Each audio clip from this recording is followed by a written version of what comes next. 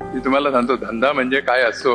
अहमदाबाद वरनं डिग्री घेऊन आल्यानंतर आमच्या वडिलांनी माझ्या हातात पिशवी दिली एक वज्रदंती, आणि वज्रदंती घरोघर जाऊन त्याचा प्रचार करणे विकून ये. अहो तुम्हाला सांगतो सबन दिवस मेहनत करून सुद्धा 5 रुपये सुद्धा सुटत नव्हते. लोकांकडे गेल्यानंतर काही वेळा लोक बोलवायचे आतमध्ये, नंतर त्यांचा दरवाजा ठोकल्याबरोबर फटक्कन बंद करायचे तोंडावरच. आणि इतकं इन्सल्टिंग वाटायचं, अरे तुला घ्यायची नाही वज्रदंती तर घेऊ नको ना, पण तू दरवाजा काय एकदम बंद करतो.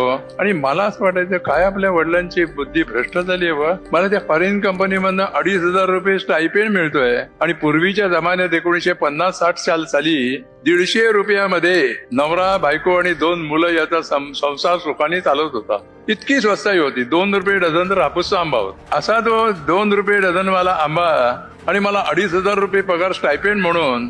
काय वडिलांना वाटतं काही समजतच नाही.